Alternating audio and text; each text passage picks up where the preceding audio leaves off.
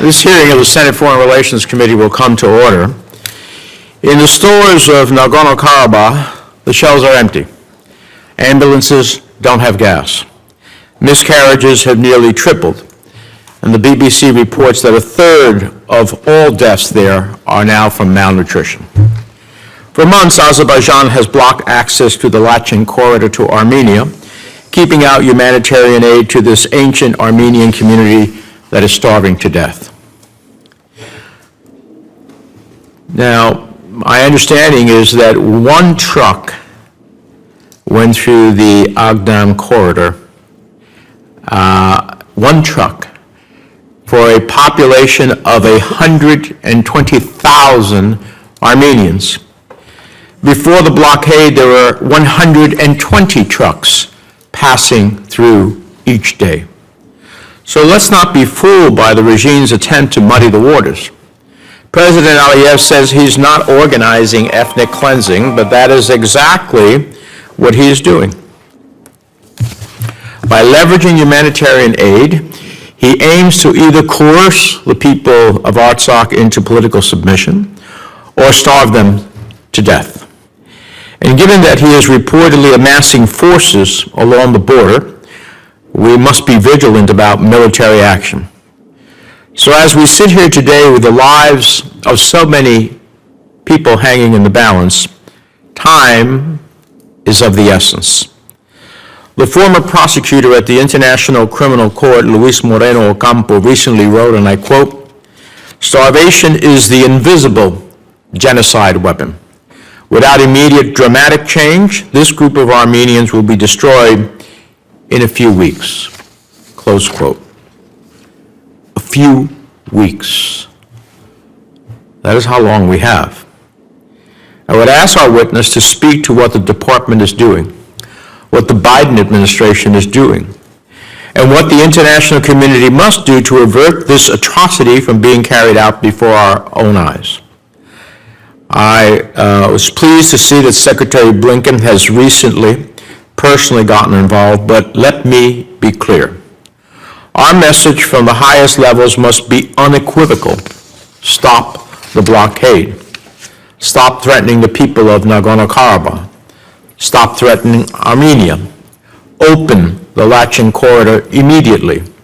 Uphold the commitments that Azerbaijan itself made in the November 2020 ceasefire. Now, I understand the dynamics of the broader region are complicated, but the fundamental principles underlying our approach and this crisis should not be. We must stand up for peace, security, and the defense of human rights, which is in stark contrast to Russia, who is not only an unreliable and incapable partner, but is an obstacle to peace and security.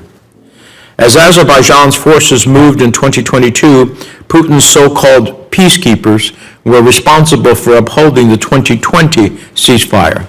They stood idly by.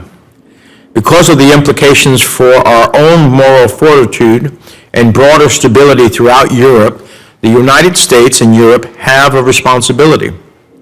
Over the past year, the United States has been helping facilitate a longer, more durable agreement between Armenia and Azerbaijan. I support any efforts that provide for the lasting peace, security, and fundamental rights of all people in the region. But the reality is this: talk is worthless when one participant in those talks is carrying out a campaign of ethnic cleansing. So I hope our witness will tell us what options she thinks we have to alleviate the immediate humanitarian crisis of Armenians in Nagorno-Karabakh. What options do we have to compel the government in Baku to finally open access to the Lachin Corridor? What are we doing to dissuade Aliyev from starting yet another conflict? And why are we not more publicly considering sanctions for activity that I think we can all agree is clearly sanctionable? For too long, we have hedged on Aliyev. I have repeatedly expressed my deep opposition about waiving Section 907 of the Freedom Support Act, allowing the United States to send assistance to his regime. This clearly alters the balance of military power between Azerbaijan and Armenia in Aliyev's favor. I think Azerbaijan's actions over the past 3 years have vindicated my skepticism. I hope the international community is watching. Because when President Aliyev is tried for crimes against humanity, as I think he should be, the burden of proof will be very high. Right now, the burden of proof is not about convicting him of a crime. It is about preventing this crime. And I'd like to hear about how the department is seeking to do that. I have to be honest with you. I don't understand when we come together and we say, never again, never again. And here we are, before our plain eyes, seeing history unfold in a way that defies our supposed commitment to never again. Is it so important to us, despite Aliyev getting closer and closer to Russia, that we cozy up with someone who is in the process of creating ethnic cleansing? Is that the history the United States wants? Is that the side of history we want to stand on? I hope not. But I fear, based upon what's happened to date, that this is the path we're headed on.